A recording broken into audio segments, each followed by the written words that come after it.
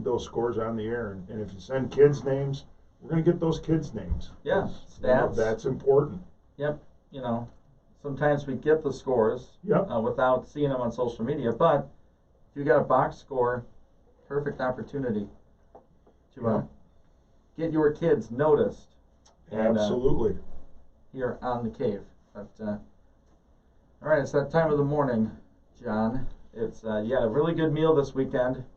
You had the Super Bowl. It was on Sunday, but you couldn't eat everything.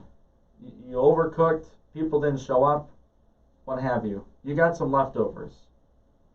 So here's my Super Bowl leftovers. I got a couple. Okay. One is sort of funny, and one is kind of serious. All right. I haven't heard anyone talk about the serious thing. If you have, let me know and we can just keep talking about it. To me, here's the analogy that I could come up with for the Super Bowl. Tom Brady is the Oprah Winfrey of the NFL. You have a Super Bowl. You have a Super Bowl. You play in the Super Bowl. You come over here like, okay, Antonio Brown, you're out of the league. You're in bad standing. We want you. Leonard Fournette, no one wanted you. I want you. You know, let's draft this tackle, this rookie tackle out of Iowa. I want him to protect my right side. All right, you win the Super Bowl. It's just, he's the best team athlete of all time. Best team athlete of all time. What more do you want this guy to do? He played with a cheap organization in New England who had him throwing to decent receivers, not anything great. He had Krug, who was pretty darn good. But there's a bunch of no-names in New England. He says, you know what? I'll do it the other way. I'll go where there's talent, a team that seemingly was a quarterback away. I'll go there, no offseason. I'll win them a Super Bowl. Oh, yeah, and I'm going to run it back again next year, and I'll have, like, the third best odds to win it. Like, what more do we want this guy to do to prove that he's the best at what he does? He's got a 70% win percentage in the Super Bowl. 7 to 10. It's not bad. It's not bad. Ran into the Giants twice. And then he goes back and plays that defensive coordinator who's with Kansas City. Right. And Finally figured him out. The third time was the Tell you charm. what, they sure did. Yeah. Yeah. Chiefs looked clueless. I mean, like one thing went wrong, like one call didn't go their way. What do you do? Yeah. Maybe two calls don't go your way. Who cares? Play that. It's like you're golfing. This is a great analogy, probably for our listeners too. You hit one bad shot. Don't worry about that shot. Worry about the next one. This one already happened.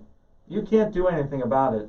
You hit the ball 3 inches behind and duffed it 20 yards. Right. You can't correct that right now. No. And you can't blame the, It's oh not my the gosh, ball's the wind. fault or... A fly was nearby. I had an itch on my neck and my backswing. Someone cracked open their beer as I was on my downswing. That's happened. Yeah. Who cares? Just do the next thing you're supposed to do. Hit that bunker shot. Hit that nice approach shot. One thing went wrong for Kansas City. It's like there was a sports car in Michigan in the winter. When you hit one little patch of ice, you're spinning out. Tom Brady's like a trusted, old, used car that's been through everything. It's got a few 100,000 miles on it, but it goes. Still well maintained. Yeah. Put some more, all his methods to stay in shape. I mean, in my life, I'll never see anyone like that again. Never. And then you got the Mahomes argument, like years down the road when Patrick does what he will do, he's not going away. You can say, well, 43-year-old Tom Brady's team beat Patrick Mahomes' team. And there are reasons for Kansas City to not be mentally in the game. I understand it. With injuries, with Andy Reid's son in that car crash.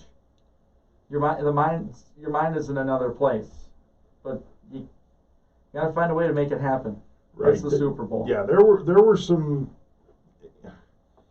built-in things that the Chiefs could have leaned on, made excuses for, and 3 starting offensive linemen out. That's a legitimate problem when you're playing for a championship. That's a fact. Yeah, that's a fact. And there aren't 3 people there. out. I'm not sure there are any of the 32 teams in the NFL in a championship game that are going to overcome that. No one has that kind of offensive line depth. So, I mean, you might be able to replace 1, possibly 2, but 3, that's a lot, especially your 2 tackles and your center. I mean, those are, no offense to people that play guard. Well, the guards out there. Almost anybody would tell you those are probably the 3 most important positions on the offensive line. Your 2 tackles and the center. Yeah, and that's sort of built into my second point, my second helping of leftovers. There you go. I kind of gave you a little segue there. Yeah. I passed you the plate. It's a 2-parter. 1, how long did we know the tackles and the center were out after the AFC Championship Pretty game? much, yeah. That was 2 weeks before the game. Yep. You can't scheme around it. You can't try to hide that deficiency. Like if Tyreek Hill were out for Kansas City, right, you would change your offense. You would throw different kinds of passes. If your starting running back is out, you're going to do different things. Yeah. I haven't heard anyone say it. Maybe people are afraid to say it. I thought Eric Bieniemy, the offensive coordinator for Kansas City, called a pretty bad game overall. He didn't call plays to mask the weakness of his offense, which was the offensive line. You got Mahomes dropping straight back. Oh my God, those edge rushers for Tampa Bay, salivating. Yeah. Oh, they're going to go one-on-one with me. I'm going to kick this guy's butt. He hasn't played all season. I'm ready to go. Like, you can't slip in some more running plays, which seem to be working to start the second half. No screens. Like, you run a tight end screen to Kelsey. Yeah, I agree. That changes the way they attack your weakness. Like, they hardly even blitzed. But we're still going to beat your tackles. We're still going to, like, the second Mahomes gets that ball, he's not thinking about Tyreek's break out of the route or where Travis Kelsey is. He's running for his football life.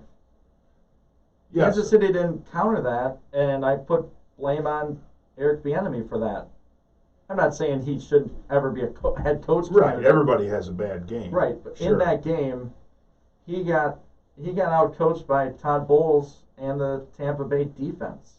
Yeah, I mostly agree with you.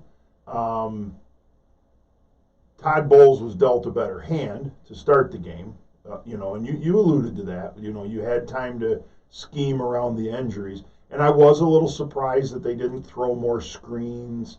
Quick stuff. Maybe some jet sweep type running plays to get the ball to Hardeman and Hill quickly and try to get them on the edge quickly.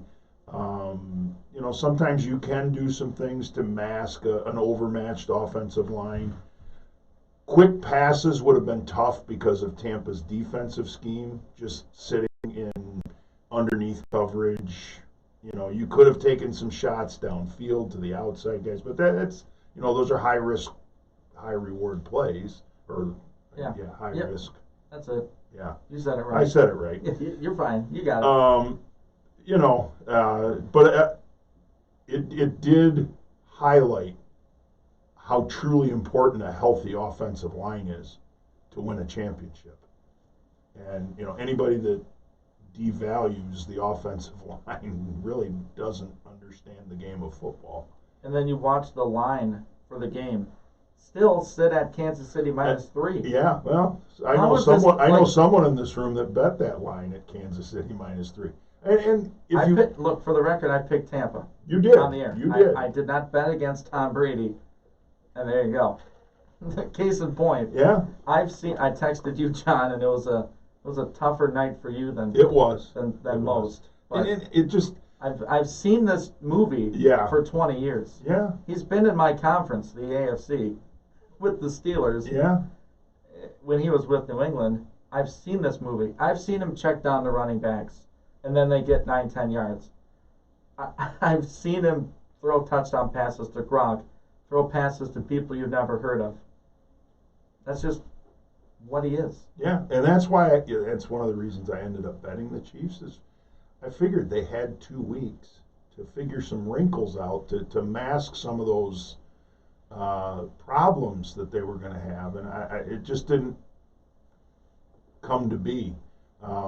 They basically didn't try to run the football at all. No. Over the course of the game, and you have some good running backs. Now I get it. Maybe your guys that you got in the game aren't really good run blockers. I give a lot of credit to Tampa's defense for that win. They knew coming into the game that they had the advantage, and they used that advantage. Their defensive line, really on all 3 levels. I mean, they're linebackers, those 2 linebackers, they're good. One of them's a free agent. He's going to make some cash if Tampa doesn't decide to franchise tag him, Levante David. Yeah, White and David were they unreal. Devin White might be, he's in the conversation for the best linebacker in the game already. He's impressive. I mean, he can run. He can play pass defense. He'll hit you in the running game. I mean, those guys are good linebackers. That's a good defense. Todd Bowles deserves he called a really good game, knowing what the issues were. He came up with a scheme, with a game plan that was really sound, really solid for what Kansas City was able to do.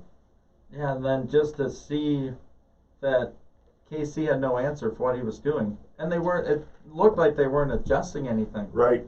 They were content to let Patrick, Kansas drop back Yep. and try to find your guys. Yeah, and he really didn't have time. Patrick's like, dude, I'm not come sure on.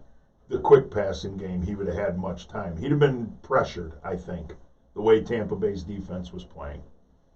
Yeah, part of my leftovers, put some, not all, blame on Eric Bieniemy. I haven't heard anything. It might be out there, but just wanted to voice that, sort of my leftovers from the Super Bowl. I will add a quick stat I saw, or heard, I should say, that on 92% of Kansas City's throws, there were 5-man protections. So We'll even round it down to 90. Yeah, you're sending 5 out into the route somehow. But you're staying in to block 5 on 4. Right, 5 linemen. 3 backups against 4 starters. Right. Yeah, that was. I don't like those odds. You would have thought, and maybe, well, obviously some of the time they did. You're not going to leave Travis Kelce in. He's too good of a receiver to use in pass pro on a consistent basis. No, but your running backs. Yeah. You could have used your running backs, and when you don't have a great pass protecting running back. Yeah, what happened to where was Lev Bell? Yeah, they didn't use him. Didn't hear his name. Yeah, I thought he was going to be. Oh my God! Look at all these people going to Kansas City. Sure. Sammy Watkins is there. You got Hill. You Did got he even Kelce. play? I didn't hear I his didn't name. see him. Le'Veon Bell, Edwards-Helaire, Patrick Mahomes. Oh. Yeah, they've got some weapons. But your offensive line fell apart. Yeah. That's probably part of why people thought that game was boring. Because it was won and lost at the line of scrimmage. And it was one-sided. Yeah. I mean, those games tend to be boring. Yes. Unless you're rooting for the team that's winning. Exactly. So, we will take a break. Don't forget to find us on social media, 965 The Cave. YouTube, we're on the Lenawee Broadcasting Company YouTube channel today. People can see us. You can be literally inside the cave with yours truly, Ian Went and John Roberts. We'll be right back. Sports Talk till 9 o'clock.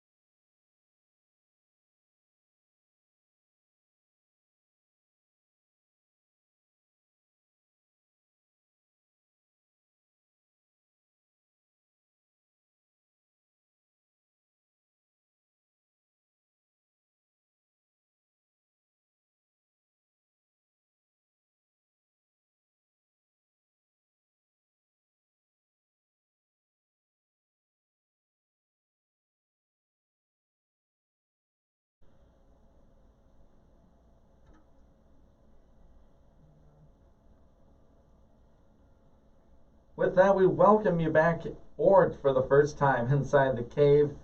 Good Wednesday morning. Ian Wendt, John Roberts with you till 9 o'clock, talking all things sports, local, state, and we've done some national sports as well. Again, thanks for finding us on 96.5 FM, 965thecave.com. If you'd like to be inside the cave with us, we got our live stream up at Lenawee Broadcasting Company on our YouTube channel. You can find that link on our social media, Facebook and Twitter, so you can transport yourself inside the cave. We will transition now to more of a local side of things with high school sports that happened yesterday, and we'll do some college sports as well. But I do want to start off with this. It's game day for Lenawee United High School Hockey. Varsity team opens their season at Dexter, 7 o'clock tonight. That is Lenawee United High School Hockey. So they're the young program getting their season on track. They will take on a power in high school hockey in the conference, Dexter. Should be a big night. They play at 7 o'clock at Veterans Memorial Ice Rink up in Ann Arbor. So starting out on the road this year, and have 8 schools in the county with player representation on the team. Adrian, Tecumseh, Clinton, Onstead, Lenawee Christian, Sand Creek, Madison, and Addison. So one of those sports where there's really not enough players from any one school in Lenawee County to have a team. So put together a co-op program a couple years ago, and last year was the first season. So I'm sure under new coach Tyler Texter, they're hoping to make some steps this year, and we'll be sure to get the coach in once they've got a couple games under their belt and talk a little bit about the season and, get those kids' names. But yeah, this will be a challenge for them right out of the gate. I did look at their schedule a while back, and they've got some interesting games coming up. A lot of the conference games, the Dexters, Chelsea Jackson, Ann Arbor schools, so on and so forth. But they end their season going up to Tawas. Huh. Yeah. So all right. Right along Lake Huron up there. So, and that's one of the things about hockey compared to maybe some of the other sports in high school is these kids are really used to traveling from playing travel hockey. Yeah. So to go for a weekend in Tawas and stay in a hotel and, that kind of stuff, it's probably not as big a deal for them as, say, maybe, some of the other sports that don't have that travel aspect to them. All the parents are nodding their head. They said, yes, yeah, we know we'll about go, the travel. Let's book the rooms. Yep, and, we've done this our whole life. Yep. Hauling the hockey bags. Hauling the hockey bags. Yep. The So, smelly hockey bags. Yeah, so that's a new program really to Lenawee County, and we look forward to getting Coach on and talking a little bit about the season here in the coming weeks, and certainly wish them the best as they open up against Dexter tonight, and go United. I should have wore my jersey. I know you do have one. I do have one. They gave me one at the first game last year. Yeah, wow, that was nice. really, it was pretty cool. It was really neat to see. Their planning really. The Lenawee United Hockey Organization really did a lot of the planning. I just kind of, along with John Zajac from Tecumseh, just kind of dotted I's and crossed T's, and we're kind of the liaisons to the Southeastern Conference for them. And they're doing all the heavy lifting. We just kind of put the finishing touches on it for them. So we will have the results tomorrow. Yeah. Oh, I'm sure they'll get them to us. I've talked to some people. They'll make sure we have them. So we'll have some high school hockey scores on the Thursday show for you, Ian. All right. I'll be on with Chuck Moran tomorrow for the vacationing Pat Hayes. Yes, Pat kicks his feet up, sips on another drink. You think he's on the golf course yet? Like this time? Yeah. Maybe a little early. No, I could see a 7:30 Tea tea time time. for Pat. Yeah. Yeah. Okay. But to give him credit, he did wait till after the show during the summer to go. So he can. Well, yes, he didn't. Can He wait didn't go until during the show. 9:15 or 9:30. Yeah. That we should. That might be an interesting thing. We could do a show from a golf course, and then go play. If any golf course is listening, you know our contact information. That's right. And all right, here we go. We have some prep scores, high school, girls. Yeah, we'll start with the Gonna run girls. through a couple of Yeah. these. Onsted Clinton. Is Onsted for real again? I would imagine they return a lot of those girls. I know we mentioned Kayla Ross as the leading scorer, but certainly Maya Hiram is a good all-around player for them. So I would think Coach has a pretty good squad out there in Onsted. They'll certainly be one of the favorites for the LCAA this year. I would be really surprised if Onsted isn't in the hunt come the end of the season for the LCAA girls basketball title. That would be really stunning. Just looking at some of the names, there's some really good girls basketball teams around Lenawee County. Obviously, Lenawee Christian. Yes. Blissfield, and they had a Onsted. pretty good game against each other Almost the beat other them. night. Yeah. So, we lead off with Onsted, and last year they were 13-8 and 500 in the LCAA. So that shows you how tough the LCAA is for girls Real good basketball, night in, night out. But they returned 3 starters: Maya Hiram, as we mentioned, Kayla Ross, who was the leading scorer last night, and Kaylee Smith. So,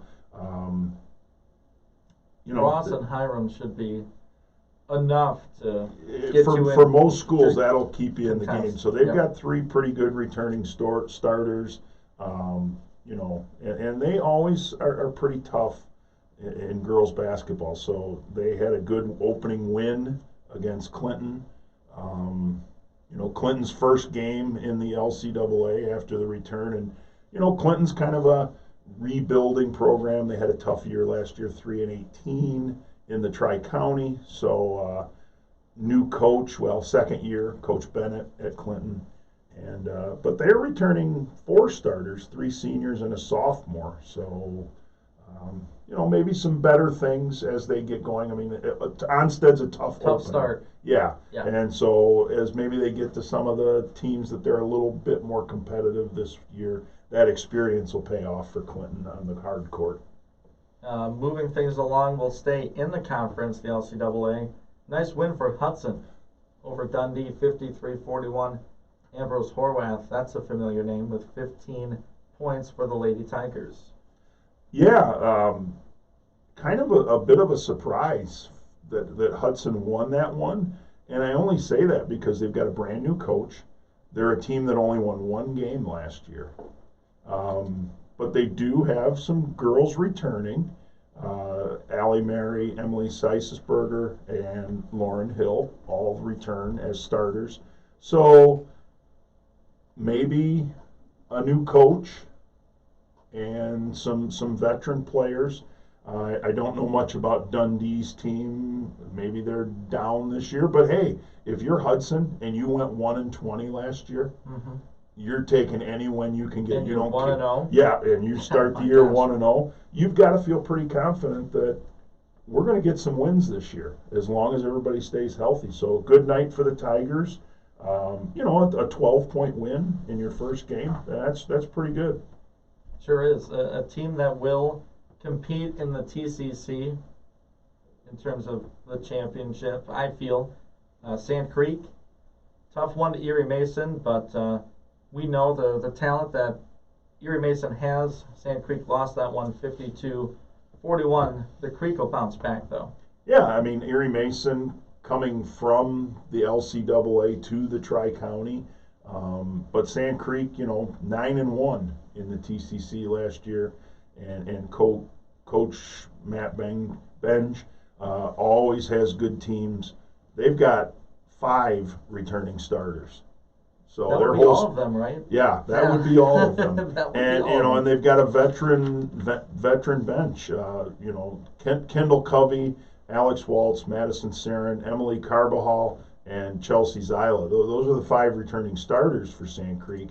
And then you throw in 3 more returners from last year: Madeline Disbrow, Kylie Sarin, and Grace Elliott. Man, that's a lot of experience coming back. 8 players that played on your varsity team last year. So I've got to believe that Sand Creek is one of, if not the favorite in the Tri-County Conference in girls basketball. Moving things over to the boys' side of things, Blissfield, they continue to be for real as they really beat up on Hillsdale. Zach Horkey, Ty Wyman, we know these names by now. Horkey with 20, Wyman with 18. Are the expectations the same for Blissfield? Like, go compete for the LCAA, make a deep run in the playoffs? They have a lot of returners this year and some key names. Yeah. Horkey and Wyman. Yeah, 2 of them. I mean, it's the same old song and dance, right now in Blissfield, and Horkey and Wyman and those kinds of names have been in the box scores for a few years now, and they've been gradually getting stronger every year. I mean, some of those guys have played for 4 years now in the varsity in a variety of sports, and so we've read their names and we've heard their names quite a bit, and I can't imagine that Blissfield won't have a really good season this year as long as everybody stays healthy. A couple other quick ones here. We got Onsted, boys winning over Clinton, 57-41. Aiden Davis, I have to figure that there's a relation there to Austin Davis. I believe that's a good assumption. 15 points for him. Dayton Hennigan, 13. Dylan Terryberry, 8 points, 7 boards for the Cats. Yep. So nice win. Yeah. A tough welcoming to the LCAA for Clinton, just like the girls, but they competed. They sure did. That's a tough Onsted team. Sure is, and they're going to cause some problems. Coach Maska always has a good, solid team out there at Onsted, and they're going to cause some problems for people in the LCAA. And don't sleep on them because they could win that thing if you're not careful. One more quick before break. Great game, but unfortunately for the Lenawee County School on the wrong end of it, Summerfield 63 to Madison 56. That game went to not 1, not 2, but 3 overtimes. Tough start, but you like the competitive nature of the Madison Trojans, and their team you got to look for too. Yeah, always have some good athletes over at Madison. Always a pretty strong program over the years, and Summerfield is, again, they're a pretty good team in the Tri-County Conference. Usually, in the conversation to win the conference, and Madison certainly gave them everything they could handle before falling short. And a quick note before we head to break with college hoops. Adrian College, tough loss for the men to Calvin, 59-57. But we'll see. Maybe we'll have Coach Lindsay on tomorrow or in the future to kind of talk about that. Starting to get their feet under them a little bit. Yeah, that's kind of a rough start. Last few years, yeah. Calvin's a contender for the MIAA. And the Lady Bulldogs just couldn't get it going from the floor. I was at the game. They missed some looks that normally they make. Tough night shooting, it sounds like. Yeah, tough night shooting, and the Knights had a center who was 6'3", and she certainly played like it. Wow. Yeah, tough. She had over 20 points. That's tall for a young lady. That sure is. So with that being said, we'll take a break. We have the Spartan Sports Update on the back end of the break, but after that, we welcome you back inside the cave on 96.5 FM, 965thecave.com. John Roberts and yours truly, Ian Wendt.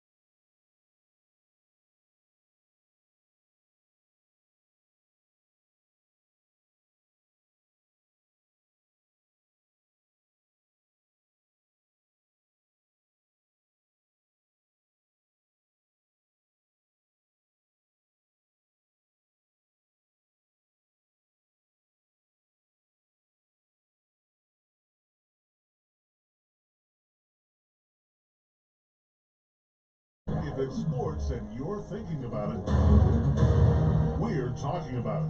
96.5, The Cave.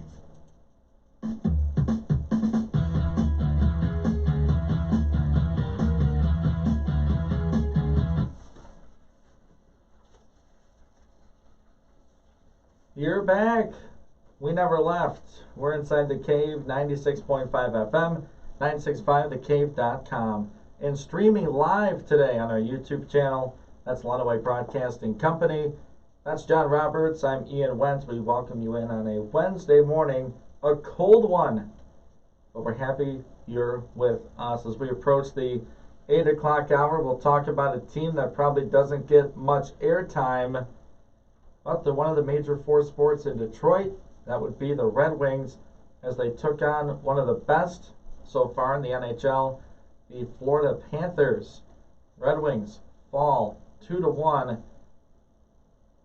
They're now 3-9-2. Florida 7-1-2. A tough loss after a big win the other night, John. Do you know who the only team to beat the Florida Panthers in regulation is this year, Ian? Yeah, the Red Wings. Huh. That's an interesting fact for our listeners to remember. Maybe like a trivia type question. That just might be a trivia question coming up later in the show. Just might be. But yeah, last night, 2-1 loss coming off the heels of a win on Sunday against those same Panthers.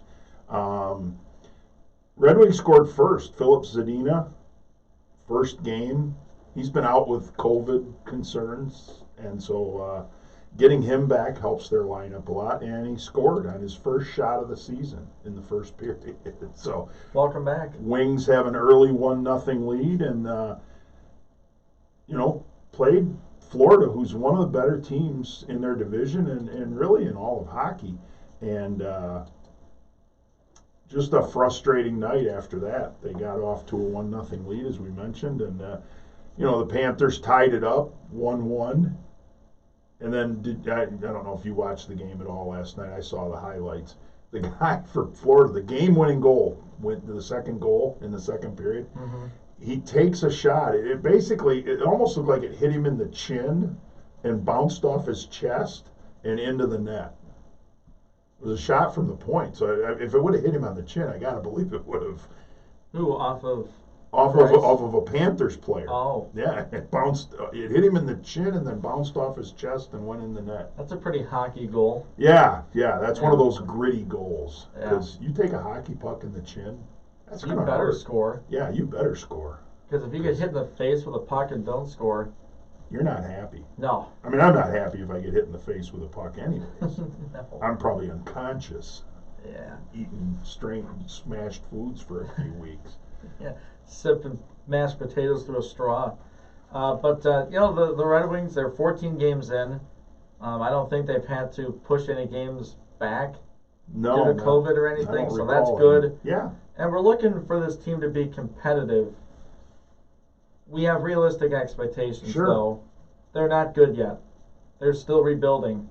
This needs to be a bad team. They need to get in that lottery and apparently not be the worst, because they were the worst last year, didn't get the number one pick. So they just need to be in the conversation to get those top picks and wait for Yzerman's moves to work. But while they're on the ice right now, you need to find that core, build the foundation, and go from there.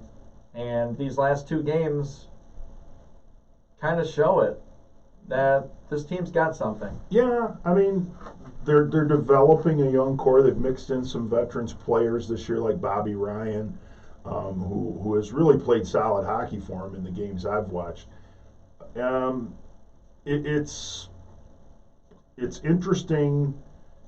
It's always harder to be patient, I think, when you're a player as opposed to the coach in the front office, because players aren't always long-term in a rebuild. They come and go. So they're probably a little frustrated right now, I would guess. They want to win. I mean, everybody wants to win. But some people have the long view of where this is going, like Steve Yzerman and probably Coach Blashill. The players, it's a little tougher sometimes to have that long view. Right, these guys have been winners their whole life. Sure. wherever they've been playing. Sure. Because At they've some likely place. been the best Yeah. on their team. Yeah. And they're used to winning. But the job for Coach Blanchard is to say, look, you need to buy into this. We're making moves.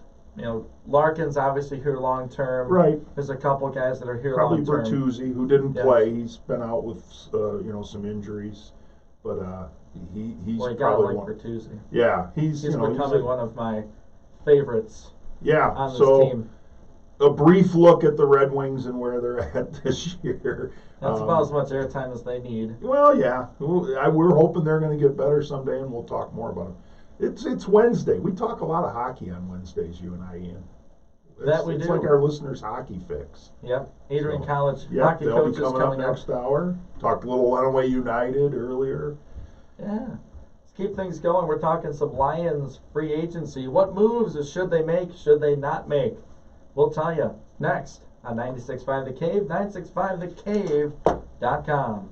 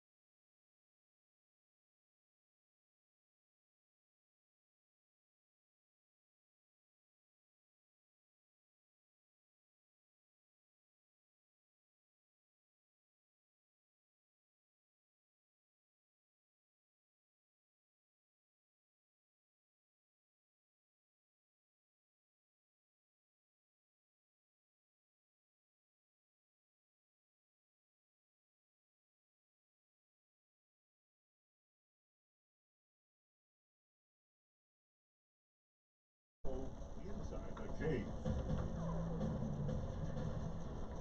Hour number 1 in the books. We head into hour number 2 inside the cave. 96.5 FM, 965thecave.com. All right, fine, let's do it.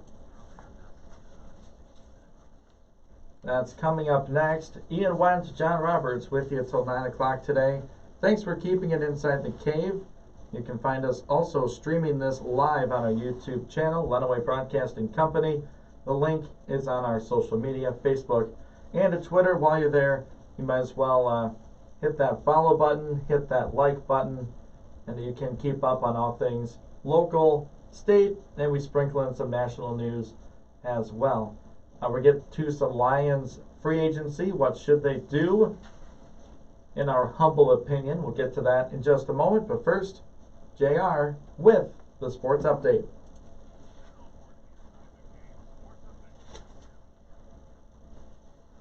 I didn't shoot the guns like Jeff Bowman does. He shoots the what? He does. He goes pew, pew, pew. Why? On Mondays. It's a Jeff thing. That's weird. I'm not doing that. All right, local girls high school basketball last night. The Onstead Wildcats with a 56-16 victory pew, over pew, the pew, pew. Clinton Lady Redskins. Is that close? Kind of. All right. They were led by Kayla Ross with 12 points, and she paced a balanced attack for Onstead. Hudson over Dundee, 53-41. Horvath, the leading scorer, with 15 points. Other local scores, Erie Mason 52, Sand Creek 41, Milan 61, Britton Deerfield 36. Some regional scores, Parma Western 60, Battle Creek Harper Creek 26, Saline 66, Monroe 27, Jackson Lumen Christi 31, Coldwater 22, and Jackson Northwest 55, Battle Creek Penfield 37. Moving over to the boys' side of basketball in the area last night, Blissfield with a big win over Hillsdale 80-37. Leading scorers for the Royals were Zach Horkey with 20 and Ty Wyman with 18. Onstead girls won, and the boys did also against Clinton, 57-41. Leading scorers for the Wildcats, Aiden Davis with 15, Dayton Hennigan with 13, Trey Linhart with 9, and Dylan Terryberry chipped in 8 and 7 rebounds. Summerfield defeated the Madison Trojans 63-56. 3 overtimes in that one, so those boys will be a little tired going to school this morning. They got to bed late last night, so exciting one to start the season for the Bulldogs and the Trojans. Erie Mason knocked off Morenci 62-46, and a regional score, the Coldwater Cardinals 85, the Jackson Lumen Christi Titans 64. All the water's cold. I know. How do you take a hot shower in cold water? In college basketball, both Adrian college teams lost. The men fell to Calvin 59-57, tough one. And the Lady Bulldogs lost to Calvin 64-48. That was the home game, correct? The ladies correct. Were home. Oh, yeah, you said you went to it. You probably didn't drive all the way to Grand Rapids. Not this time, no. Not this time. No. Fresh off a weekend sweep of Milwaukee School of Engineering on the road to successfully begin its Peters and Harris Cup title defense, the Adrian College men's hockey team swept the Northern Collegiate Hockey Association weekly awards released today by the conference office. Senior goaltender Cam Gray and junior forward Rex Moe are the defensive and offensive players of the week respectively for the 7-day period ending Sunday. Moe, who is a first-time honoree for the weekly award, scored 2 game-winning goals in Adrian's 6-0 and 2-1 victories over MSOE. For his part, Gray earns his 3rd such conference weekly award of his career and first since December of 2019. He backstopped the Bulldogs' wins on the strength of a minuscule .5 goals against average and a .980 save percentage while making 49 saves. So that's a good week in net right there. Adrian is 7-5 overall, 2-0 in the NCHA South Division. They return to action on Friday and Saturday. Home opening series versus Marion, Wisconsin at Arrington Ice Arena. Friday's game is 7:05. Saturday's is 3:05. I have a program note. Yes. I don't know if I haven't announced it yet, but the Cave will have Friday night hockey. Friday Friday night afternoon. Hockey. Okay. Women at 3, I believe, against Okay. Aurora, and then the men at 7 against Marion. There you go. So we'll make we'll sure. have a promo running Little bit here. of a promo. We are the hockey show, aren't we? We are. We everything hockey. Just tune in on I'll take Wednesdays. it. All right. Big Ten officials have decided to move next month's men's basketball tournament from Chicago to Indianapolis. Games will be played March 10th through the 14th at Lucas Oil Stadium, which also will be the site of this year's Final Four. The Big Ten's women's tournament will be held the same week, just a few blocks away at Bankers Life Fieldhouse. So confirming what people have suspected for a couple weeks now. Jeremy Grant scored 32 points. The Pistons beat the Brooklyn Nets 122-11, snapping a 4-game losing streak. Pistons have been playing well lately. Of course, it helps when Kevin Durant doesn't play for Brooklyn. Yeah, don't tell him that. I know. Aaron Henry scored 20 points, and Joey Hauser added 11 off the bench to help lead Michigan State to a 60-58 win over Penn State. Marcus Bingham made a pair of foul shots for Michigan State with 78 seconds left to cap the scoring, and Josh Langford had missed the front end of a one-on-one with 8 seconds left. But hey, he got his 1,000th career point, so we'll give him a pass there. Don't do it again, though, Josh. Yep. And that's the update, Ian. That's the second time he's had something like that happen. I think he had a chance against Iowa with a jumper, and he missed it. So So don't maybe have him shoot the ball late in the game. Maybe it's one of those situations where he comes back in the biggest moment and makes the shot. There you go. It's going to happen if you Yep. keep shooting. That's right. Shooters shoot. One of That's them's what bound to I've go been in. told. All right. That's it. So Cool. let's move on to the Lions. All right, we do those sports updates weekly, 7 a.m., 8 a.m., weekdays. Yes. Do we do them on the weekend? The weekend show? Yes, we did. Did you kind of do Yeah, one? we did. All we right. did. All right. I'm going to leave this to you. Okay. The next 13 minutes. The Lions Are- have many holes, obviously, that we That's are a aware drop. of. And they may have even more because they have 23 players who are either unrestricted or restricted free agents. That's half your roster, basically, almost.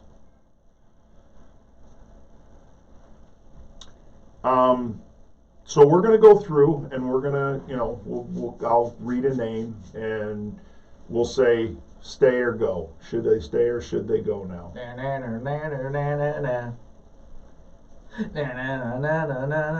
There you go. Should I stay or should I go now? Wow, we got Ian doing the Clash. Yeah. Amazing.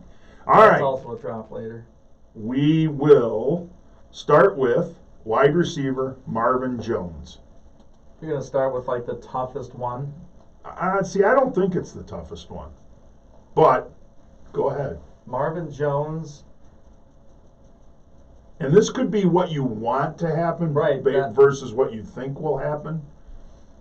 So, which one are we going with? What I want to happen? Sure. Plus what I think they should do? Sure. Marvin Jones, you should stay. And I will say, go ahead. He's Mr. Reliable. Yes. Very He good barely number 2 misses receiver. games, makes clutch catches in tight windows. Jared Goff needs someone to throw the ball to, and you might be able to get Jones for less than what Galladay is asking for. Jones could be your number 1 next year. Could be. But I don't think he stays. I would like to see him stay, but I don't think he does. That's what I was asking about. So you're saying you want him to stay? I do, but I don't think he will. So are you changing your mind based on that? Sure. Have we gone off the rails already with this segment? Yeah, we needed more pre-show. Okay. What I think is going to happen might be different than What you I want to want happen? Well, you can give both. What do you think's going to happen with Marvin Jones? I think he's given indication he wants to try free agency. Yes. He made $8 million last year, roughly. And probably going to get a little bit more than that. He's 31. He's a West Coast guy, California guy. There's He been follows rumors. Matt. There are rumors Oh, that he man. is probably going to follow. That's a real strong contender. He's going to follow Matt Stafford to the Rams. His family's from California, West Coast. He lives on the West Coast. I could see him wanting to go. I mean, he's later in his career. I could see him wanting to go back to California and finish his career in California. Just have Matt break his hands in California. Yeah. So with his I think he's fastballs. gone. I would But you love to want see him him to stay. stay. I'd love to see him stay because I think he's still a productive receiver. If they could retain Kenny Galladay, he's a really good number 2 receiver. Really good. One of the best in football, I would say. I really believe that. All right, who's next? Okay, we're going to stay with wide receivers. Danny Amendola, 36 years old, made $5 million last year, unrestricted free agent. Now, the question you're posing is... Do you want him to stay? Do you think they'll stay? It's a two-parter.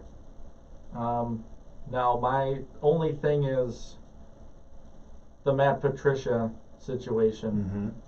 Do you think he enjoyed playing under Patricia because he knew him and it was familiar and he was like, look, I'm helping this team out, blah, blah, blah.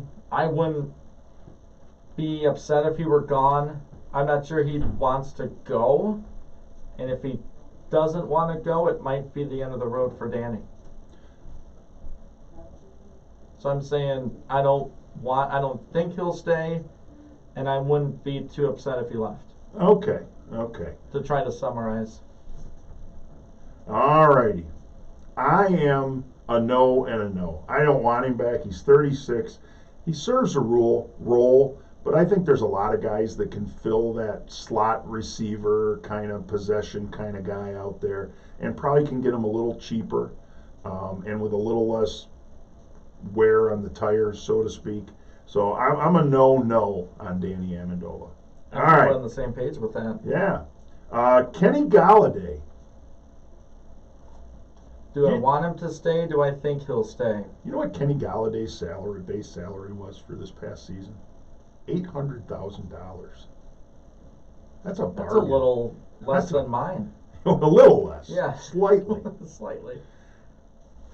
Kenny Galladay. He's going to want the house. And the 2 cars in a good school district. Yeah. He's a top 10 receiver in the NFL. Yeah. Lions should have tried to ship him this season. Okay. Do I want him to stay? He's become an injury problem, I think. Okay. How bad? It was a hip, right? Mm-hmm. That kept him out all those games. Do I want him to stay? He's 28 years old. All right, this will be, do I want him to stay? Yes. If they get him for the right price. If price doesn't work, not worth a headache. Move on. Do I think he wants to stay? Probably not. I think if he can go to a team that's 1 receiver away, he'll do it. Okay. So yes and no. I am a yes. I want him back because I think he's a really good player.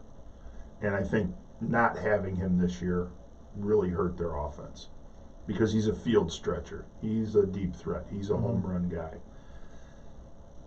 What I think will happen is I wouldn't be surprised if he doesn't get the franchise tag put on him. I think the Lions might be willing to pay him top 5 money for 1 year and try and work out a long-term deal. So I think he'll be here. I think he'll be a Detroit Lion next season. Because I think will he be a happy Lion? Well, he's going to get paid.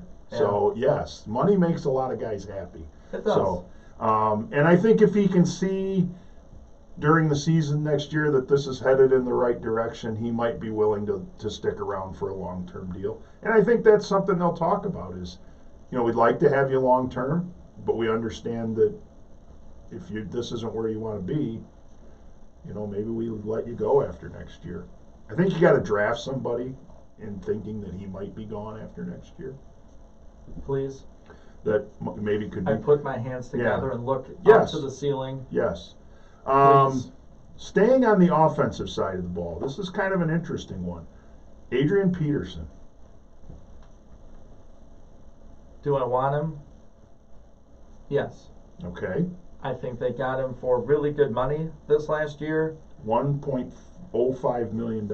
Yeah, for a Hall of Famer, right? I mean, will it be 36 first years ballot? old. That might be the question, but I think he is and will be.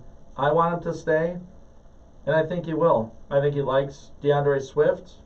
I think he likes the running back room. If he's bought into this new culture in Detroit, then I think he wants to stay. The money we gave him last year kind of shows the market for him. So I think he would want to stay if he wants to play. I mean, he might hang him up. But I'd say yes and yes. Okay. I'm going to say yes and no. I don't think he stays. I think he's going to look to try to play with a contender to be that, not the feature But he back. could have done that this year. He could have. And I just he think, signed here, and either no one wanted him or. and that may be. I think he's still somewhat productive at 36 years old. I mean, he ran for 600 yards this year, which isn't great, but it's not terrible either. No. You know, he's not an every down back, but he is that veteran back that can be, you know, the good guy in the running back room that works with the younger guys. So I wouldn't mind it if he stayed, but I just don't think he will. I think he's going to look it's a yes/no for you? Yes, no. I think he's going to try to chase a ring somewhere. And he's fairly inexpensive. $1 million in this day and age in the NFL. Yeah, football inexpensive. Yeah. Matt Prater. Oh, he's on the list? He is. Oh, man. Matt Prater, 37-year-old kicker. This might be... $3.8 million was his salary last year. This might be the only one where I do three options here. Do I want him back? I think I saw a decline. Huh? A little bit of inaccuracy, missing some extra points. Does he want to come back? Absolutely. I would think and so. Do the Lions want him back?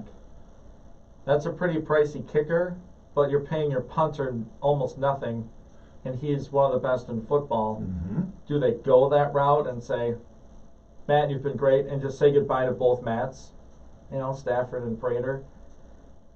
The organization, I think, will say thank you, but no, thanks. I think we're done. He missed kicks this year, John. He did. Put no mistake on it. I mean, he did. He missed kicks. He did. No question.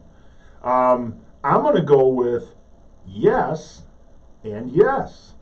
Whoa. Because he still made more kicks than anybody else from 50-plus yards. So the long leg is still there. He can still kick from...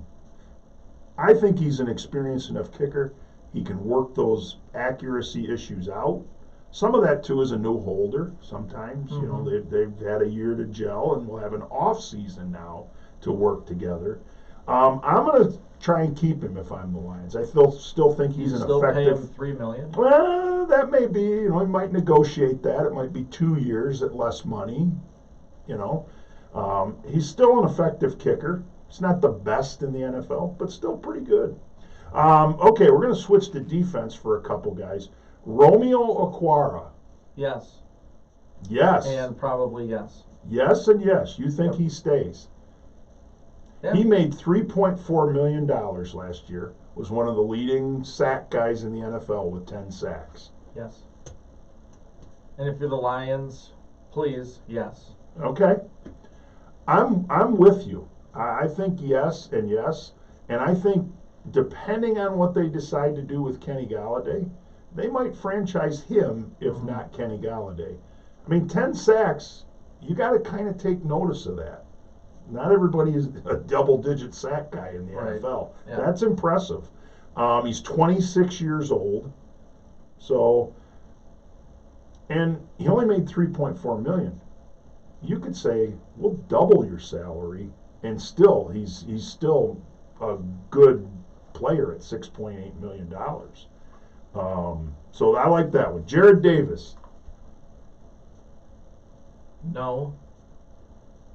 And I think it's time for the team to say no. one of the top picks from the previous regime with the Quinn Tricia. I'm no on that, and I think it's time for both to go their separate ways, as Journey would say. Ooh, you are full of the 80s music references today. I'm in a song mode. I like that. I am a no and a no. I'm not a fan. I think maybe it's misused by the coaching staff. I don't know. He to me doesn't make enough plays for a former #1 draft pick. Yeah. They picked him too high. Yeah. They reached. Yep. So I'm ready to be done with Jared Davis. Last one. Special teamer. Miles Killebrew. He's a backup safety, really good on special teams. Gonna have to think on this one, maybe. I mean, that's like makes tackles on punts, tackles on kickoffs. Yes. You've heard his name a lot on TV. Makes $2 million. He's going to want some money. Possibly. Do they? I mean, he's lower on the list, right? Yes. And like you said about Galladay, depending on what happens, He's essentially with a these other special guys, teams guy. Yeah. Do you want him to play safety? Probably not. No. Or he did probably play a lot last year because of all the injuries. More than normal. I'd like him back if you can get him at a price. But if you've already shelled out money to Okwara and maybe Jones and Galladay, you don't. But my gut feeling is yes, I want him back, and yes, the team should want him back. I'm with you. I think he's a yes also. So that's just a look at some of the more notable, maybe more key free agents. A free agency palooza. Detroit Lions style. What should they do? There you go. That's our opinion. You can have yours. You're inside the cave. We'll be back. We are switching gears back to hockey. Adrian College men's hockey coach Adam Krug are coming up next. He'll join us on the phone to talk about his team's wins against MSOE and a look ahead to Marion this weekend. So keep it right here on 96.5 The Cave, 965thecave.com. John Roberts and yours truly, Ian Wendt.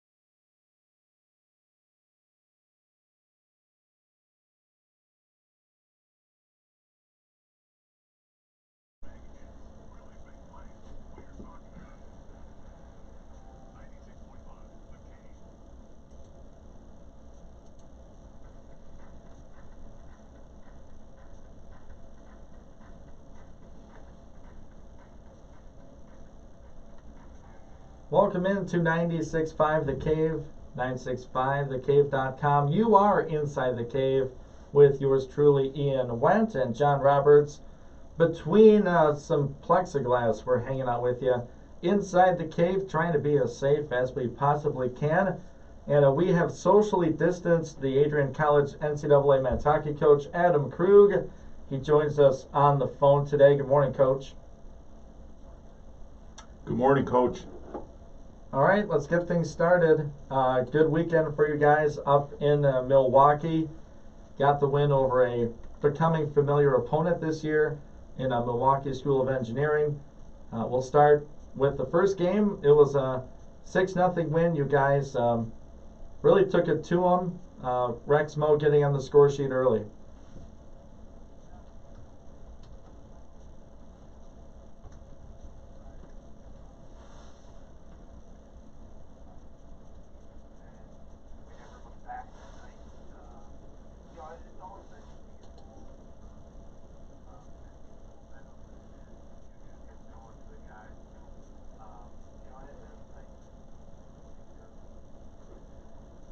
So, like I said, a familiar opponent. Lost to them back on the 23rd at home. I'm sure that stuck with you because you scored 11 straight against them. What did you like in particular about what your offense was doing on Friday night?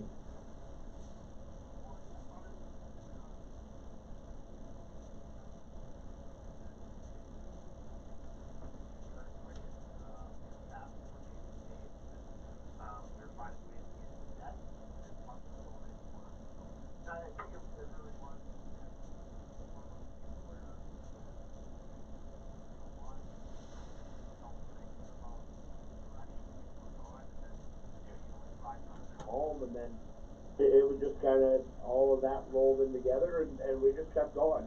We got power play going a little bit on Friday, and you gotta love that. You gotta love the result. But when things are clicking, I mean, we're pretty fun to watch, and it was fun to watch as a coach the second half of the game. Just everything seemed to align that night. Yeah, and you can just roll the lines out, as they say. Just keep the rotation going. You have a comfortable lead, and just have the guys play loose and comfortable. You alluded to it, Coach. Your penalty, your special teams units were outstanding. 1 for 4 on the power play. A couple of shorthanded goals, one from Connor May, one from Sam Ruffin. Are those just a couple lucky breaks on that one, or I know they work for it, but was it one of those a block shot or something like that? No, you know what? Connor scored one at home the week before, so I think he's been kind of feeling a little bit, and there's some times that it's okay to go out and press for a short-handed goal. I mean, you got to do things the right way. You got to play on the right side of the puck and all that. And I thought Connor did that. Again on Friday. He was on the D side of the puck and was able to poke check one off the defenseman's stick. And him and Zach Rivera ended up with a 2-on-0. You don't see that very often, maybe one time a year, maybe one time every couple of years, really. But they made a nice play, and Zach made a nice heads-up play to get it back over to Connor. So there was 2 passes on the 2-on-0. So it was nice for that slam dunk. And then, actually, funny story about Sam Ruffin. We actually got a protocol penalty during the second intermission because our guys ended up getting out onto the ice a few seconds late. I was not happy.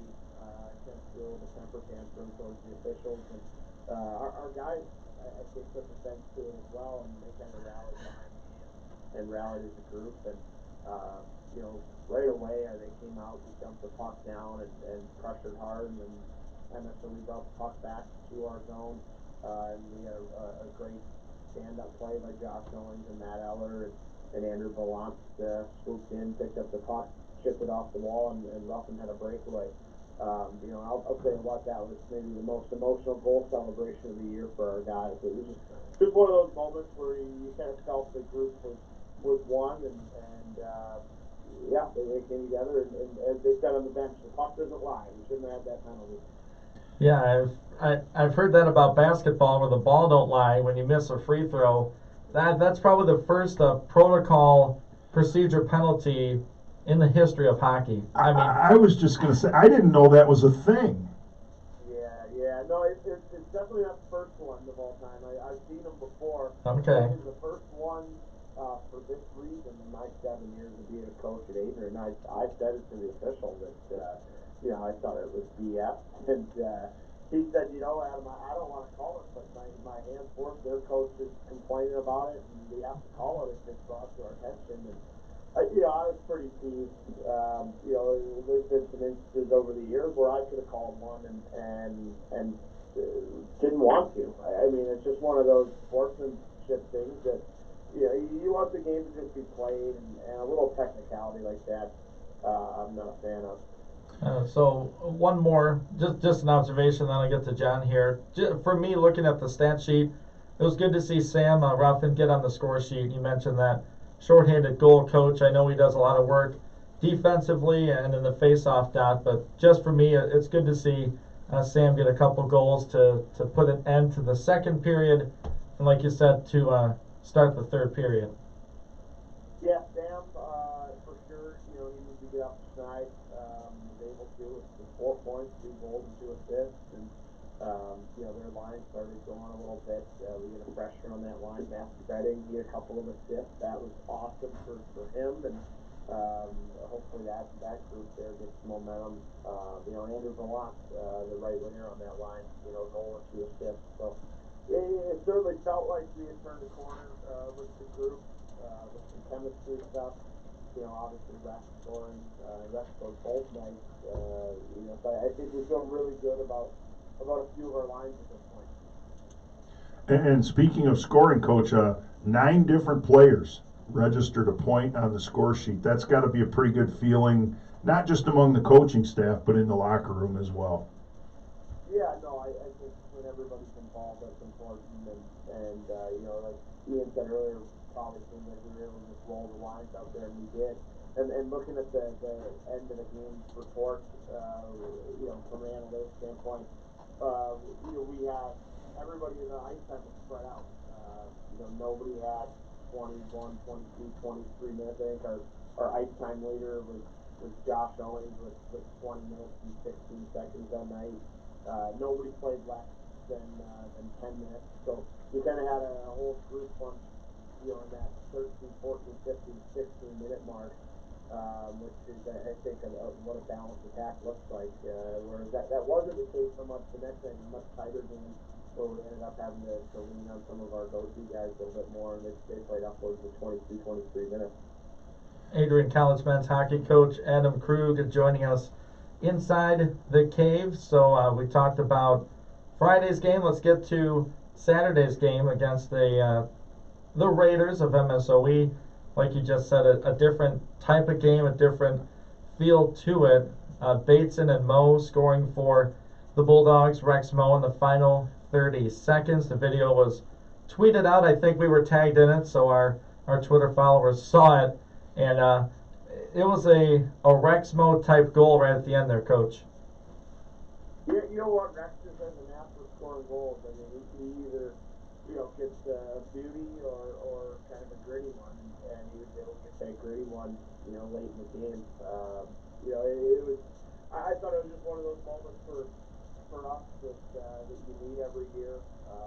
You need some special things to happen, and it's 1-1. It's a tight game. You're coming down to the wire, and it really felt like it could kind of go either way. But at the same time, I thought we deserved the win with our body of work. So. It's kind of like, well, we'll see what happens, and once you know it, we get a nice play, puck wraps around the wall, it goes D to D, and there's a shot from the point from Caden Shields, and Rex is getting cross-checked in the back, and just had the headiness to get a stick out, and he deflected it by their goaltender. And, the one player we haven't talked about, but was honored by the conference was Cameron Gray. Cam Gray, is this the type of play from him you've been sort of expecting all year? He played a great weekend. Yeah, I think what we saw from Cam towards the end of last year, hadn't been here quite yet this year, albeit weird year, weird schedule. different type of opponents with all the D1 schools and the U.S. national team grouped in there. But yeah, like Cam's finding this game. I think he feels as good as he ever has. Probably seeing the puck as well as he wants to. And on top of that, I'll say our team defense has been good. So, he hasn't had to face a ton of shots. I think the last 2 games he faced 19 shots, 22 shots, and 27 shots, or 28 shots, I think, on Saturday in Milwaukee. So, when you're seeing a lower shot volume, it's certainly a lot easier for a goaltender. One thing that jumps out for me, Coach, in just looking through things from the game, you talked about pretty good power play the first night. A little different story the second night. What was the difference between the 2 games? Oh, the puck going in. So it's a simple game, really, isn't it? Yeah. Well, I actually thought our power play was okay on Saturday. Okay. We didn't get any puck luck, and as much as coaches say to the guys, you got to create your puck luck. There's just some nights where it doesn't go that way. We miss the net a little bit. Goalie makes a save. Sure. We get one off the post. It's just one of those things sometimes. Okay.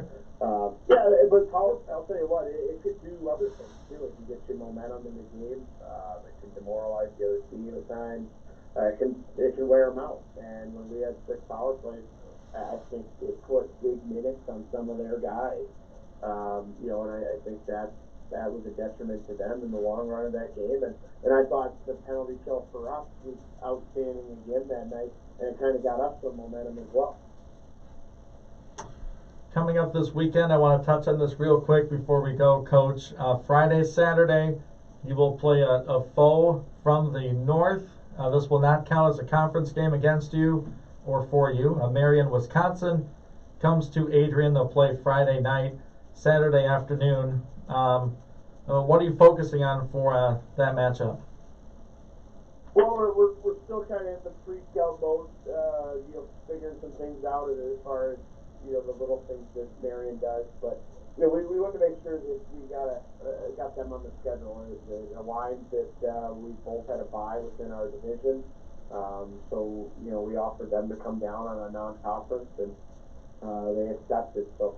I think they're kind of the class of the North Division with no St. Norbert this year. So I wanted to get a good look at them in person and play against them a couple of times and really just have that idea of what we might see shall we get to the Harris Cup Championship game. So, I think it's just going to be a good experience for our guys to play another, quality Division III opponent, and we got to keep our momentum going. All right, good stuff from Adrian College men's hockey coach for the NCAA, Adam Krug. Coach, thanks for your time and good luck this weekend. Thanks, Ian. Thanks, John. Good luck.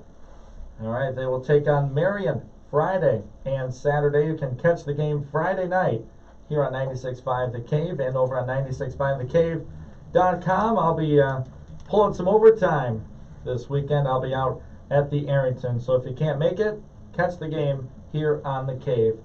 Coming up next, a quick commercial break. We'll do our Spartan Sports Brief, or Michigan Sports Brief, I should say. On the other side, AC women's hockey coach Shawn Skelly. He'll be with us inside the Cave.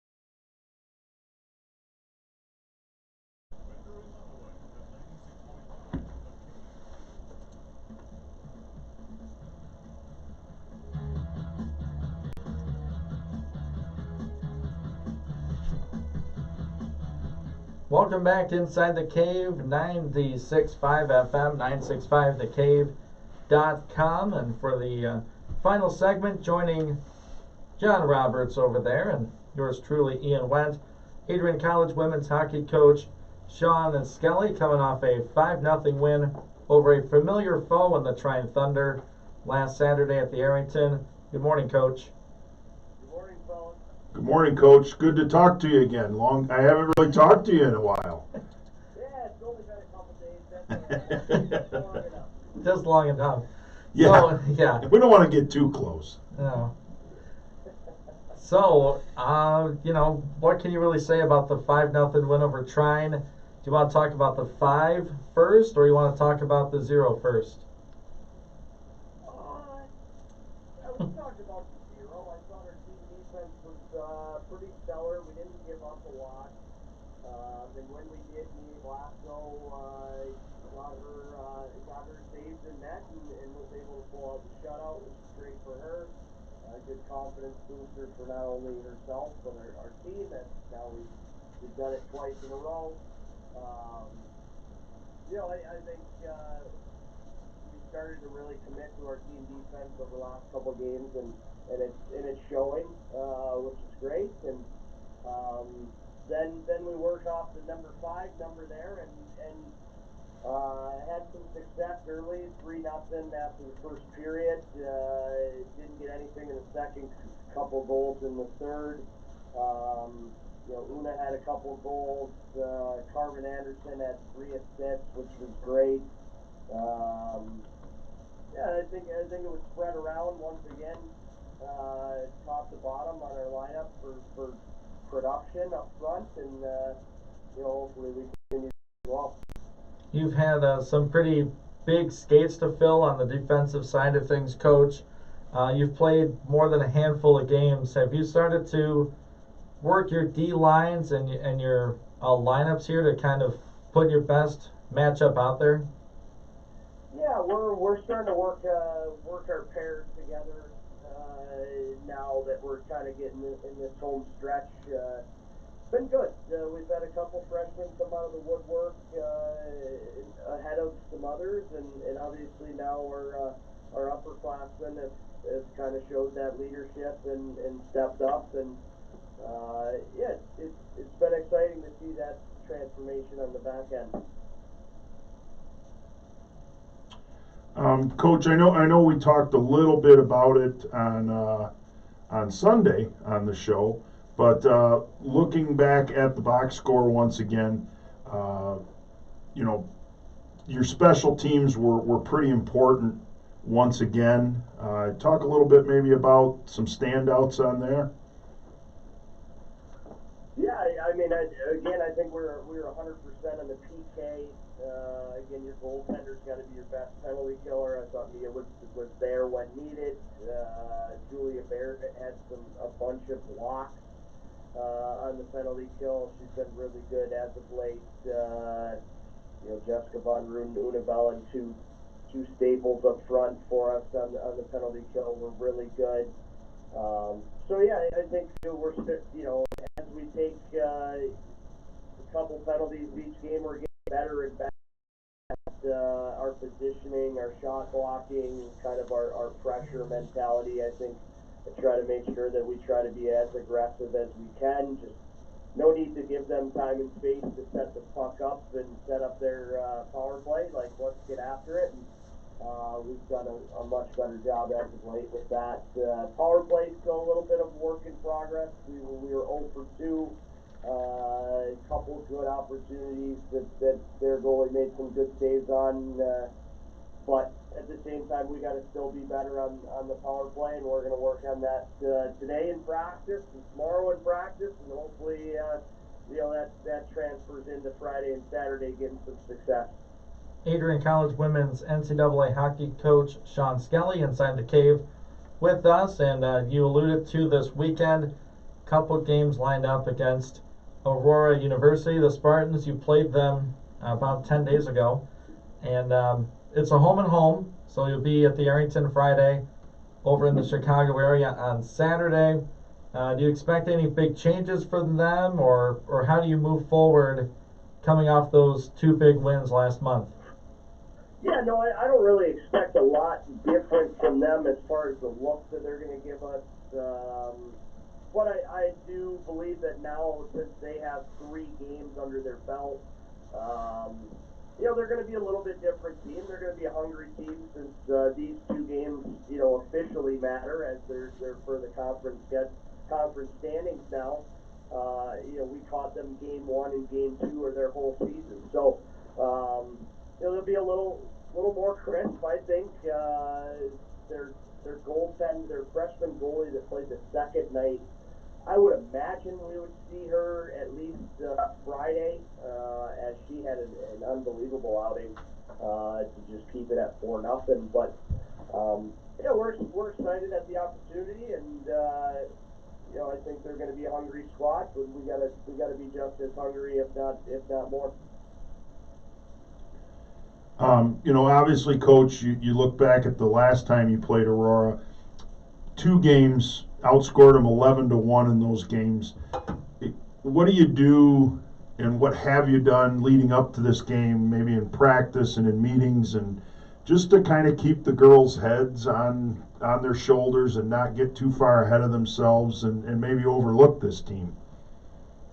Yeah, I think we haven't really we've done some individual video. I actually have some video with 2 players in the next hour or so after we get off the phone, and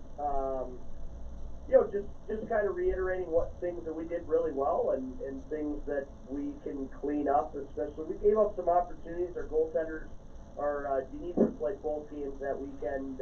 She played pretty stellar. We had 2 5-on-3 penalty kills. So again, staying out of the box is a big point of emphasis for us. The 1 goal they did get was on a 5-on-3 power play. So not happy about that. Moving forward, we got to be better. I think just realizing that that's in the past. Those games are over with. They're gonna get better. Probably watching some video, trying to figure out their structure. And they're going to obviously want to try to avenge those 2 losses Friday and potentially Saturday. So we got to be ready. We got to be playing within our structure and doing things that we're good at. And ultimately, every one of these 8 games of our conference schedule is like a Game 7 mentality. So we're going to go in as Friday night is another Game 7, or Friday afternoon. It's crazy playing these afternoon games. I'm used to the 7 o'clock start. So we're excited for another opportunity. All right, good stuff, Coach. The team drops puck at 3 o'clock Friday. The game will be at the Arrington. I'll also have that broadcast for you on the Cave. AC women's hockey coach Shawn Skelly joining us. Thanks for your time, Coach, and good luck in the video room. Yeah, thanks, guys. Appreciate the time as always. Enjoy the rest of the week, and Ian, we'll see you Friday afternoon. All right, sounds good. Thanks, Coach. Yep. All right, there you have it. That's it for the show today. It was a quick one, a busy one. Hope you had fun, as much fun as we did. John, any final words for the show? No, love talking hockey on a Wednesday, especially with our Adrian College guys, and now that the high school season is underway, we'll probably start to include them every so often as well now. That's right. Their puck drops 7 o'clock tonight against Dexter. Yep. On the road for Lenawee United. So we'll have the scores for you tomorrow. I'll be back tomorrow with Chuck Moran as he's filling in for Pat Hayes. And JR, you'll be back on Monday with Jeff Bowman. Keep it right here on 96.5 The Cave, 965thecave.com. Performance wear, varsity jackets, and accessories Actually, on Sunday, for many local.